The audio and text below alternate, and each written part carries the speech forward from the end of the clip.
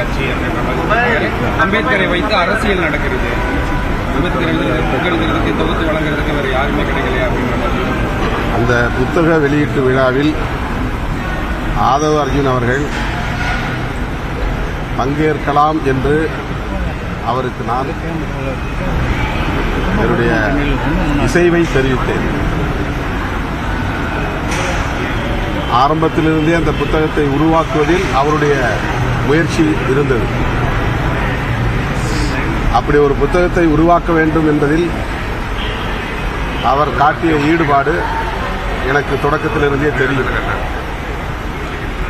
விகடன் பதிப்பகத்தோடு இணைந்து அவர் அந்த புத்தகத்தை கொண்டு வந்திருக்கிற நிலையில் அவரை அந்த நிகழ்விலே பங்கேற்க வேண்டாம் என்று சொல்ல எனக்கு உடன்பாடு இல்லை. ஆனால் அவர் என்னிடத்தில் கேட்டார், நீங்கள் பங்கேற்காத போது நான் பங்கேற்கலாமா என்று என்னிடத்தில் கேட்டார். அதை உருவாக்கியதே நீங்கள் என்கிற போது அதை தவிர்க்க வேண்டாம், கலந்து கொள்ளுங்கள், அதே நேரத்தில் கவனமாக பேசுங்கள் என்று கூறியிருந்தேன். ஆகவே என்னுடைய அனுமதி இல்லாமல் அவர் போகவில்லை. அவரை போக வேண்டாம் என்று சொல்லுவது ஜனநாயகம் இல்லை. விடுதலை சிறுத்தைகள் கட்சி எளிய மக்களை அமைப்பாக்கி வருகிற ஒரு கட்சி. இதில் இத்தனை காலமும் நாங்கள் ஜனநாயகபூர்வமாகத்தான் எல்லா முடிவுகளையும் எடுத்திருக்கிறோம். ஒவ்வொரு கட்சிக்கும் ஒவ்வொரு அணுகுமுறை உண்டு. ஒவ்வொரு கட்சி தலைமைக்கும் ஒரு பின்னணி உண்டு. மற்ற கட்சிகளைப் போல விடுதலை சிறுத்தைகள் கட்சியும் முடிவெடுக்க வேண்டும் என்று பலரும் எதிர்பார்க்கிறார்கள். விடுதலை சிறுத்தைகள் கட்சி தொடக்கத்தில் ஒரு தலித் இயக்கம் என்கிற அடையாளத்தோடு பொதுப்பணியில் ஈடுபட்டது. அரசியல் இயக்கமாக மாற நாங்கள் எடுத்துக்கொண்ட பல்வேறு முயற்சிகளுள் ஒன்று,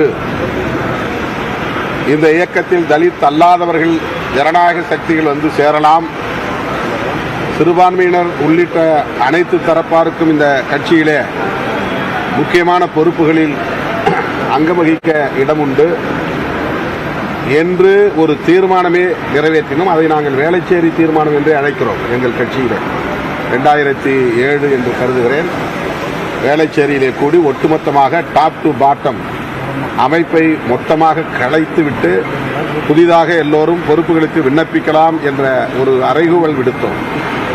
அதிலிருந்து இந்த இயக்கத்தில் ஏராளமான ஜனநாயக சக்திகளாக இருக்கிற தலித் அல்லாதவர்கள் புரட்சியாளர் அம்பேத்கரின் கொள்கைகளை, தந்தை பெரியாரின் கொள்கைகளை, மாமேதை மார்க்ஸ் சிந்தனைகளை ஏற்றுக்கொண்டவர்கள் இந்த இயக்கத்திலே தங்களை இணைத்துக் கொண்டு பணியாற்றி வருகிறார்கள். அந்த வரிசையிலே ஆதவ் அர்ஜுன் அவர்களும் ஒருவர். எங்கள் கட்சியிலே துணை பொதுச் செயலாளர்கள் பொறுப்பு 10 பேருக்கு வழங்கப்பட்டிருக்கிறது. அமைப்பு செயலாளர் பொறுப்பு 10 பேருக்கு. அதிலே தலித் அல்லாதவர்களும் உண்டு. தலித் அல்லாதவர்கள் மீது ஒழுங்கு நடவடிக்கை எடுக்க வேண்டிய தேவை எழுந்தால் தலைவர், பொதுச் செயலாளர் உள்ளிட்ட உயர்நிலைக் குழுவிலே கலந்தாய்வு செய்து அவர்கள் மீதான நடவடிக்கையை ஒரு முறைக்கு இருமுறை பரிசீலித்துதான் எடுப்போம். இதை நாங்கள் ஒரு நடைமுறையாக கொண்டிருக்கிறோம். ஏனென்றால் தலித் அல்லாதவர்கள் கட்சிக்குள்ளே வருகிற போது அவர்களுக்கு ஒரு இன்செக்யூர்டான பாதுகாப்பற்ற உணர்வு ஏற்பட்டுவிடக்கூடாது. அவர்களுக்கு பாதுகாப்பை உறுதிப்படுத்த வேண்டியது தலைமையின் பொறுப்பு, தலைமையின் கடமை. கட்சி தேர்தலுக்கு வராததற்கு முன்பு நாங்கள் மையக்குழு, சென்ட்ரல் கமிட்டி என்கிற குழுவிலே விவாதித்துதான் ஒழுங்கு நடவடிக்கை எடுப்போம். இன்றைக்கும் பைலாஸ், துணை விதிகள் அப்படியே தான் இருக்கிறது. இன்னும் நாங்கள் அதை கூட மாற்றவில்லை. ஆகவே துணை செயலாளர் என்கிற அளவிலான பொறுப்பு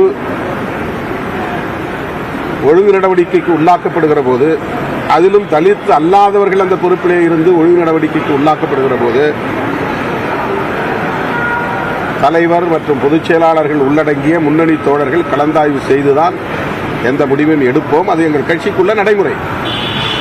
திமுகவிலே இருப்பதைப் போல, அதிமுகவிலே இருப்பதைப் போல, அது பாஜகவிலே இருப்பதைப் போல நாங்கள் செயல்பட வேண்டும் என்று எதிர்பார்ப்பது, அந்த எதிர்பார்ப்பை நிறைவேற்றுவது ஏற்புடையதல்ல. நாங்கள் பேசியிருக்கிறோம், முடிவை அறிவிப்போம். 6ஆம் தேதி தானே முடிஞ்சது.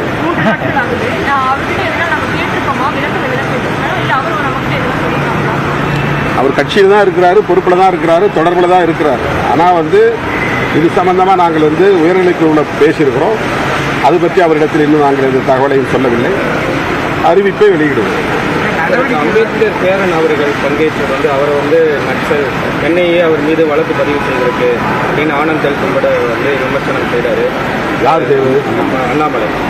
அவர் மீது என்ஐஏ வழக்கு இருக்கு. அவர் நக்சல், அவரை கூப்பிட்டு ஒரு பெரிய நிகழ்ச்சி, அம்பேத்கர் நிகழ்ச்சியில் பங்கேற்க வைக்கிறார். அவர் மீதான குற்றச்சாட்டு ஆதாரமற்றது என்பதனால்தான் அவர் விடுதலை செய்யப்பட்டிருக்கிறார். அவருடைய உடன்பிறப்பு ஒருவர் தலைமறைவாகி இருக்கிறார் என்கிற சந்தேகத்தின் பெயரில் அவரை பிடித்து சென்றது என்ஐஏ துறை, அவ்வளவுதான். அவர் வெளிப்படையாக பல துறைகளில் உயர்நிலை பொறுப்புகளில் இருந்து பணியாற்றியவர். ஐஐடி போன்ற உயர் கல்வி நிறுவனங்களில் பணியாற்றிய ஒரு பேராசிரியர். ஆனால் இடதுசாரி சிந்தனையாளர். புரட்சியாளர் அம்பேத்கருடைய பேத்தியின் கணவர், பிரகாஷ் அம்பேத்கருடைய தங்கையின் கணவர். அவர் நீதிமன்ற அனுமதியோடு தான் தமிழ்நாட்டுக்கு வந்தார். சட்டப்பூர்வமாகத்தான் அனுமதி பெற்றிருக்கிறார். அவரை மராட்டிய மாநிலத்தில் பல நிகழ்ச்சிகளுக்கு எல்லோரும் அழைக்கிறார்கள். அவரை மேலும் தீவிரவாத முத்திரை குத்தி அந்நியப்படுத்த முயற்சிப்பது அநாகரிகமான அரசியல். பாஜக இது போன்ற அரசியலை தமிழ்நாட்டுக்கு வடக்கே வைத்துக் கொள்ள வேண்டுமே தவிர தமிழ்நாட்டில் வைத்துக் கொள்ளக்கூடாது.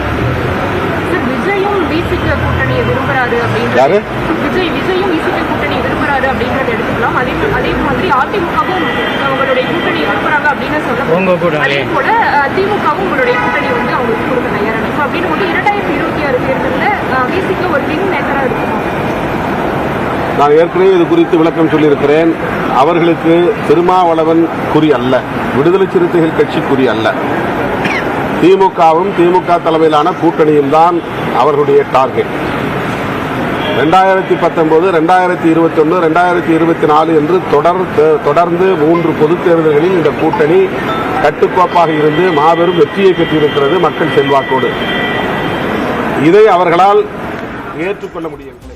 சென்னை விமான நிலையத்தில் விசிக கட்சித் தலைவர் திருமாவளவன் செய்தியாளர்களை சந்தித்திருக்கிறார். அதில் அண்ணாமலை முன்வைத்த ஆதவ அர்ஜுன் மீதான குற்றச்சாட்டு உள்ளிட்ட பல்வேறு விஷயங்களுக்கு பதிலளித்திருக்கிறார். பின்னர் விரிவாக பார்க்கலாம்.